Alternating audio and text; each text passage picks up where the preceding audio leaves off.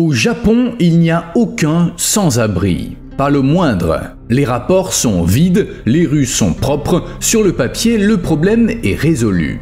Mais c'est une illusion. Il y a bien des sans-abri au Japon, mais on ne les voit pas. Ils vivent cachés, loin des rues et effacés des statistiques. À Tokyo, il n'y a pas de camp et on n'y croise même pas de mendiants. Mais c'est pas parce qu'ils n'existent pas. Le Japon a simplement fait en sorte qu'ils soient invisibles.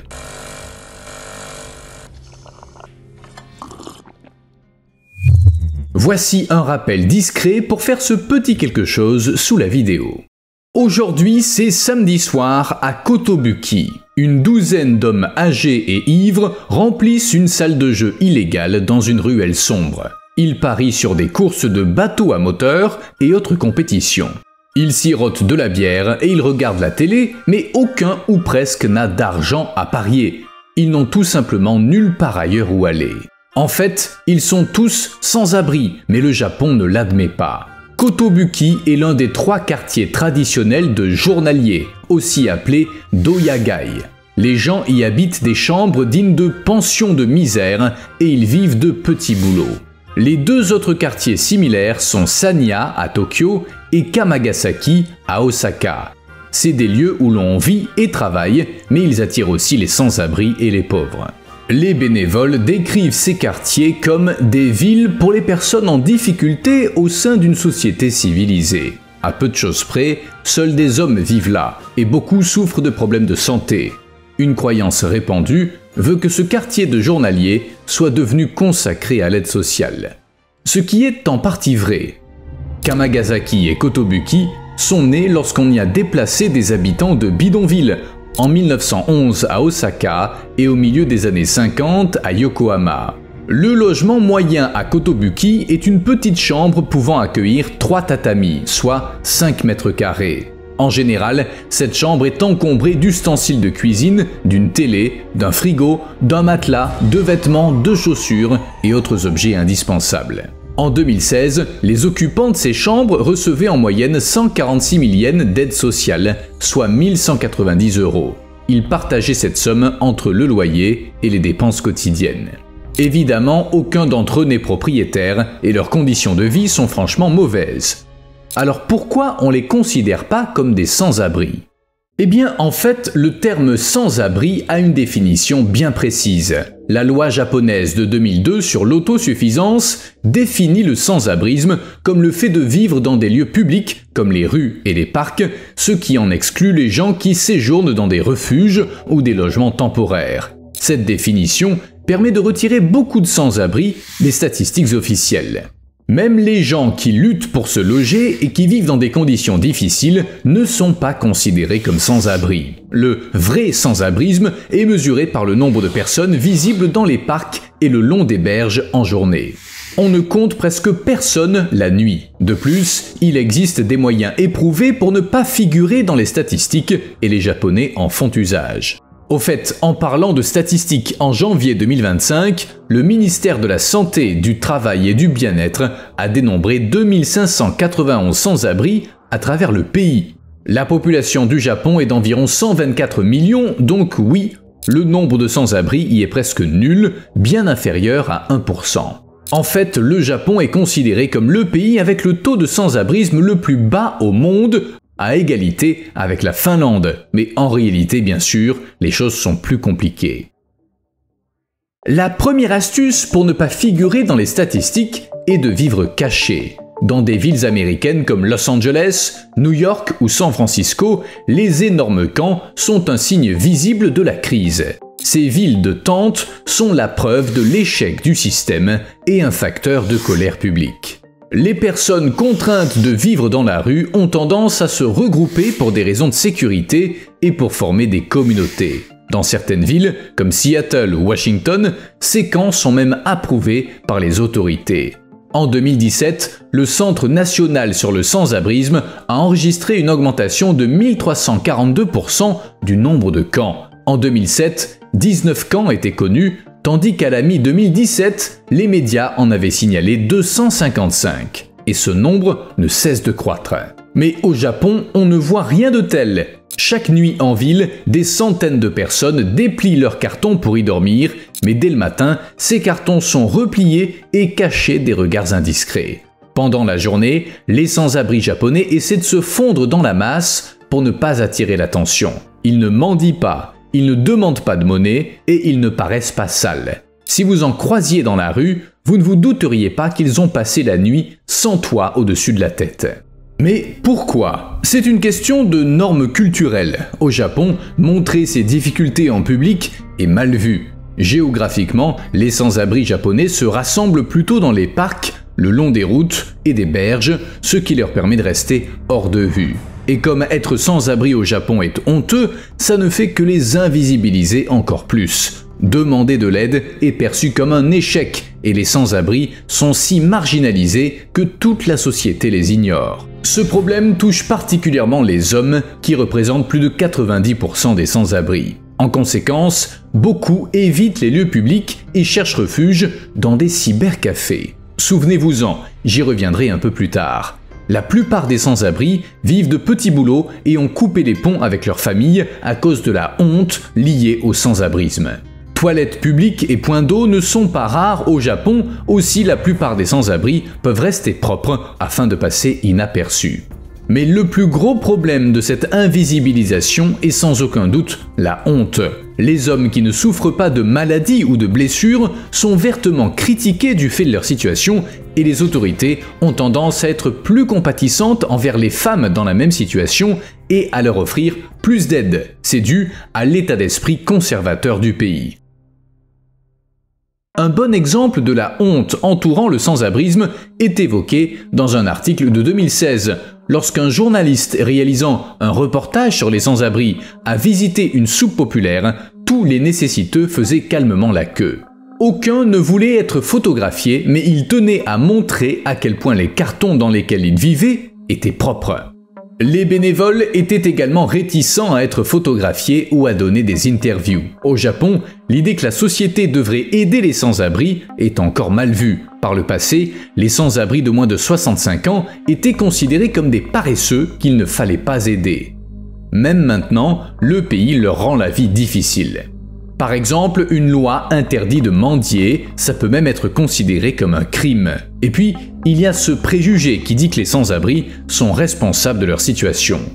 Même l'aménagement des villes est fait de sorte que les sans-abri ne puissent pas s'asseoir ou dormir dans la rue. On fait tout pour les éloigner. D'après les enquêtes de la patrouille de printemps de Tokyo, beaucoup de sans-abri ne connaissent pas les programmes d'aide sociale existants. Et ceux qui les connaissent décrivent un processus déraisonnablement précis et détaillé. De plus, je le rappelle, être sans-abri est très embarrassant, donc les gens renoncent souvent aux démarches. Certains racontent que la police les chasse ou les oblige à se cacher même quand il n'y a personne alentour. Et les sans-abri ont le sentiment que le gouvernement essaie de dissimuler l'ampleur réelle du problème.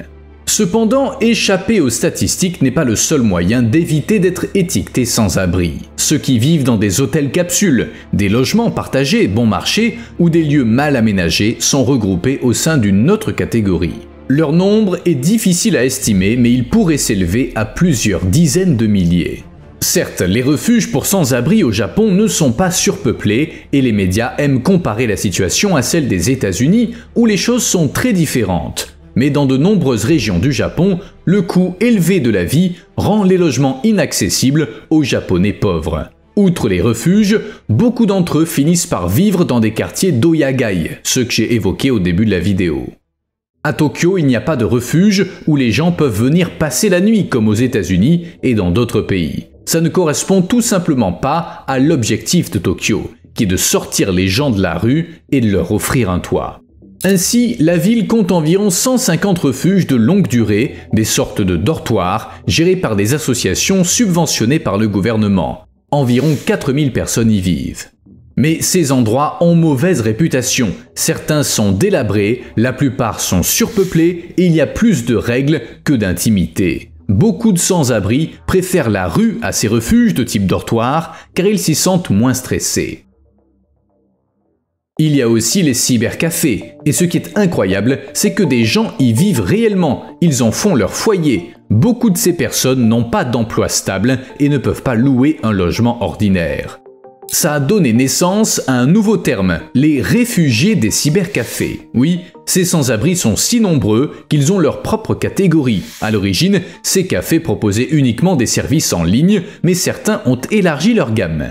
Ils offrent maintenant des espaces privatifs, un accès à Internet, et ils comportent même des douches, ce qui en fait une bonne alternative au refuge pour ceux qui cherchent à éviter la stigmatisation. On estime que rien qu'à Tokyo, environ 15 000 personnes vivaient dans des cybercafés en 2020, 5 fois le nombre officiel de sans-abri au Japon. Les bénévoles disent que les jeunes sans-abri se déplacent beaucoup entre logements appartenant à des amis, cybercafés, fast-food ouverts tard le soir et rues. C'est aussi pour ça qu'il est difficile d'estimer combien de Japonais n'ont pas de domicile. La plupart des sans-abri qui dorment dans des cybercafés se servent peu d'Internet. Ils vivent là car ça leur revient moins cher que les autres options comme les auberges ou les hôtels capsules. Bien que les cybercafés facturent souvent à l'heure, la plupart proposent des forfaits à bas prix pour la nuit. Les prix varient selon les villes, mais un forfait de 6 à 9 heures coûte environ 2000 yens, soit 13 €. Certains proposent des douches gratuites et vendent des sous-vêtements et autres articles. La plupart fournissent aussi des boissons gazeuses gratuites et différents types de soupes, et dans certains, on peut même acheter une large gamme de plats de qualité. On y trouve même des laveries en libre-service. Et plus important encore, il y a des cabines privatives avec des fauteuils inclinables que l'on peut louer à l'heure, à la journée ou pour la nuit pour y dormir. Ces cabines sont séparées par de fines cloisons en bois et un long couloir sépare les rangées. Et comme Tokyo regorge de cybercafés, tout le monde ou presque peut trouver un endroit où passer la nuit.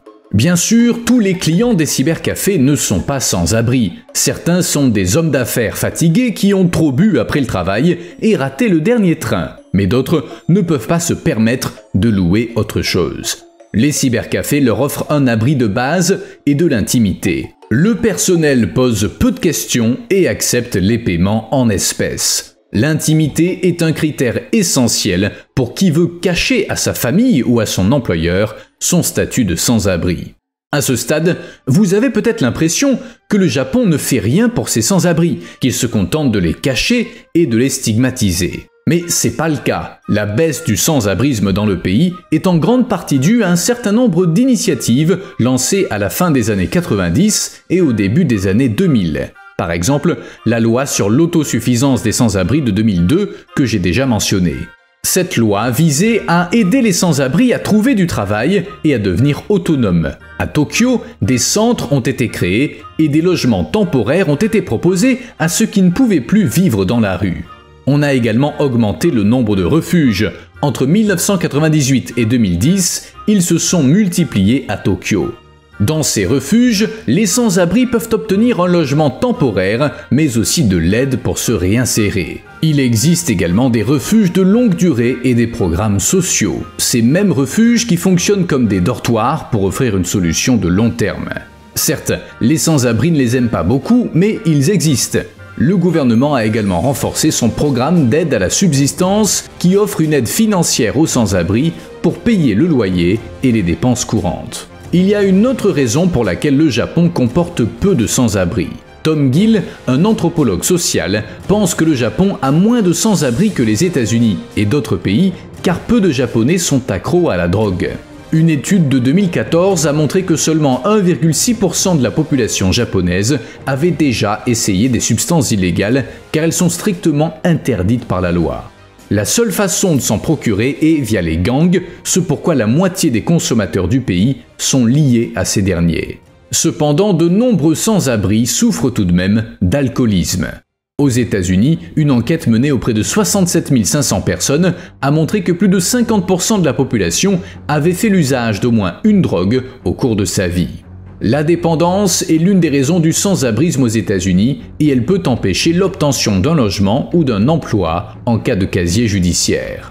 Selon le Homeless Hub, 30 à 35% des sans-abri à l'échelle du monde souffrent d'une maladie mentale. Au Japon, les gens qui sont dans cette situation sont généralement placés dans des établissements de soins pour qu'ils ne soient pas à la rue. On y compte 269 lits de psychiatrie pour 100 000 personnes contre 25 aux États-Unis, où on ne peut pas accueillir tous ceux qui en ont besoin. Mais combien y a-t-il vraiment de sans-abri au Japon? Si l'on considère tous les facteurs déjà mentionnés, le nombre réel de sans-abri pourrait se situer entre 100 000 et 200 000. Oui, c'est bien plus que le nombre officiellement reconnu par le ministère.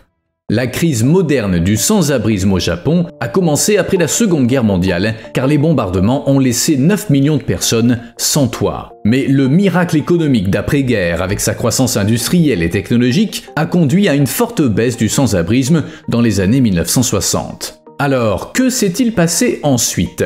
L'économie prospérait, il n'y avait pas de chômage, et le nombre de sans-abri diminuait à mesure que les gens trouvaient un emploi bien rémunéré. Mais une bulle économique a éclaté au début des années 90, entraînant la décennie perdue, une période de stagnation économique où le chômage a de nouveau augmenté, suivi d'une hausse du sans-abrisme.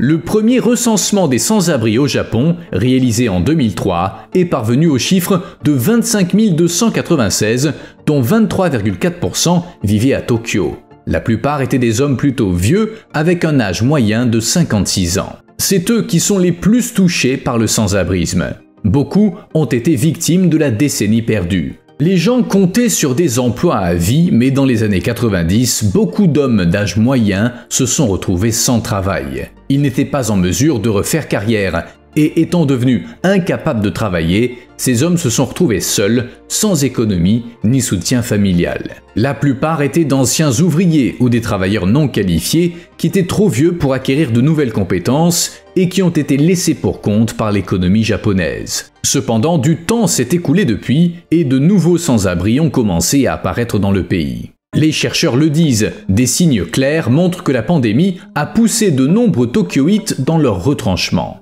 Les organisations caritatives qui parcourent la ville depuis longtemps signalent une hausse des bénéficiaires de leur soupe populaire.